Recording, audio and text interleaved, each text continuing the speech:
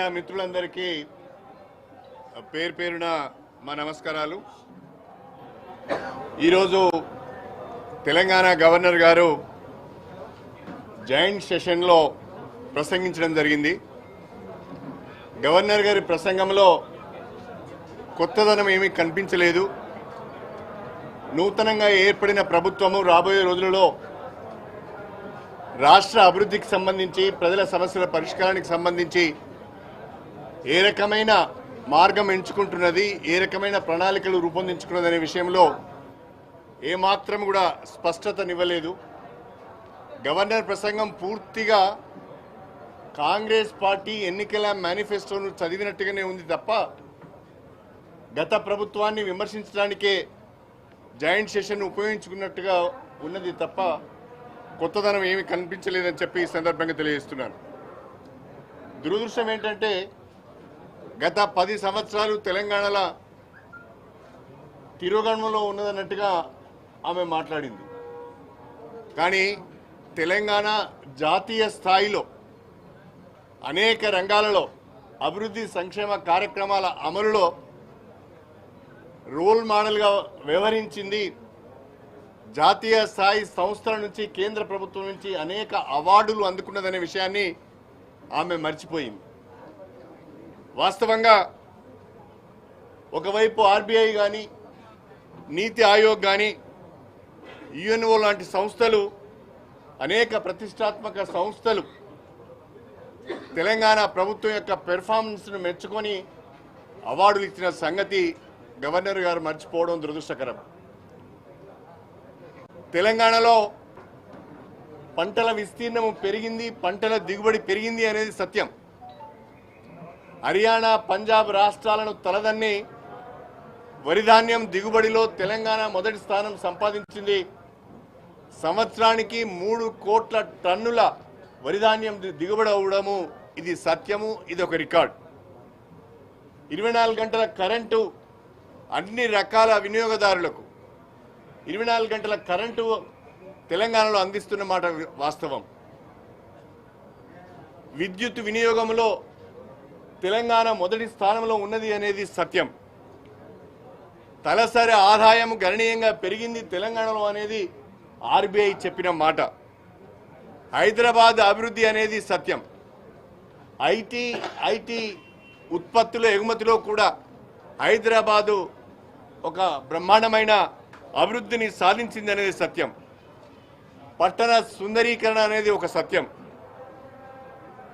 State own tax రెవెన్యూస్ను పెంపొందించుకోవడంలో, అభివృద్ధి చేసుకోవడంలో Telangana number 1 అనేది ఆర్బీఐ చెప్పిన మాట సత్యం. అదేవిధంగా ఇంకా అనేక విషయాలలో ఇవాళ పట్టణ సుందరీకరణ విషయంలో కానీ, పల్లె ప్రగతి విషయంలో కానీ, పట్టణ పచ్చదనము, పల్లె పచ్చదనం విషయంలో కానీ, గ్రీన్ కార్పెట్ పెంచే విషయంలో కానీ అనేక అవార్డులు జాతీయ స్థాయి సంస్థల నుంచి తెలంగాణకు వచ్చింది. ఇవన్నీ వారు చెప్పడం మర్చిపోయి, వారు గవర్నర్గా గతంలో ఏం మాట్లాడారు, ఇప్పుడు ఏం మాట్లాడారో ఒకసారి సమీక్ష చేసుకుంటే బాగుంటుంది. గత ప్రభుత్వము గత 10 ఏళ్లలో రిప్రెషన్ కొనసాగింది అని చెప్తున్నారు. గవర్నర్గా ఆ మాట వారు చెప్పడం సరి అయింది కాదు, వారికి శోభ కూడా ఇవ్వదు అని చెప్పి ఈ సందర్భంగా తెలియజేస్తున్నారు. ప్రజలందరూ ఏదో లిబరేట్ అయినట్టుగా, సంతోషపడుతున్నట్టుగా వారు మాట్లాడడం కూడా సరి అయింది కాదు. తెలంగాణ ప్రజలు పోరాటం చేసి కేంద్ర ప్రభుత్వం యొక్క మెడలు వంచి కాంగ్రెస్ పార్టీ, అధికారంలో ఉన్న కాంగ్రెస్ పార్టీ పైన ఒత్తిడి తీసుకువచ్చి కాంగ్రెస్ పార్టీ మెడలు వంచి తెలంగాణ సాధించుకున్నారు. ఈ 10 సంవత్సరాల కాలంలో తెలంగాణ ప్రజలు స్వేచ్ఛా వాయువులను పీల్చారు. 2014లోనే తెలంగాణ లిబరేట్ అయింది.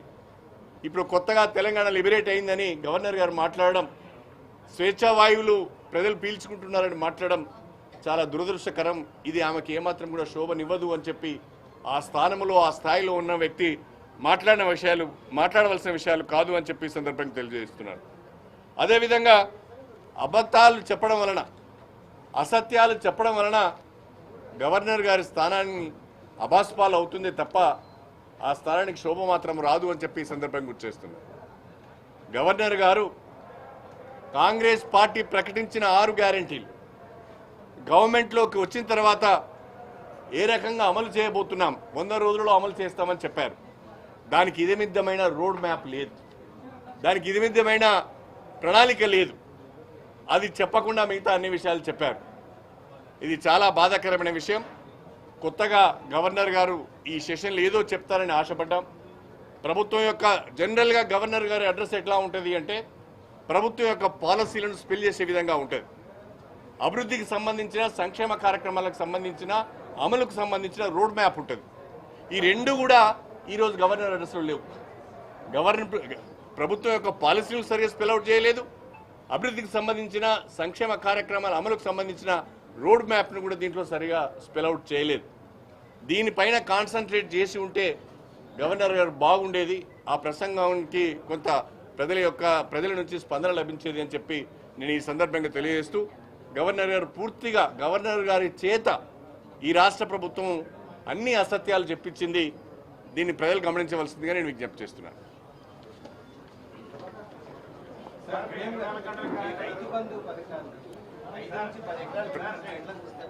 ప్రధానంగా ఈ యొక్క గవర్నర్ ప్రసంగంలో రైతు బంధు ప్రస్తావన, మన దళిత బంధు ప్రస్తావన లేదు. దళిత బంధు గురించి ఒక వర్డ్ కూడా రాయలేదు దీంట్లో. అదేవిధంగా నేను ఒకసారి ప్రస్తుతం ఉన్న ముఖ్యమంత్రి రేవంత్ రెడ్డి గారి ప్రెస్ మీట్ చూశాను.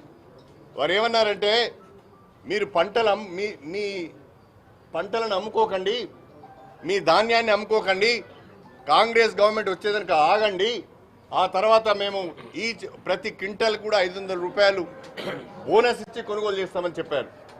దానికి సంబంధించిన ప్రస్తావన కూడా లేదు.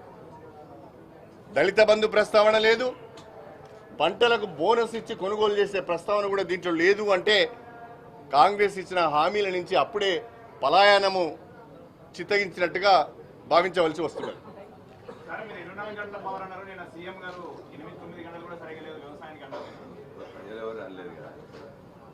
ప్రభుత్వము, కాంగ్రెస్ పార్టీ ప్రభుత్వము మొదటి నుంచి కూడా ఈ మాట చెప్తూ వస్తున్నది. కానీ రైతుల దగ్గర నుంచి కానీ, ప్రజల దగ్గర నుంచి కానీ మాకు కరెంటు అందుబాటులో లేదు అనే ఒక కాంప్లైంట్ కానీ, ఒక ధర్నా కానీ, ఒక కార్యక్రమం కానీ ఏనాడు కూడా జరగలేదు, మేము చూడలేదు.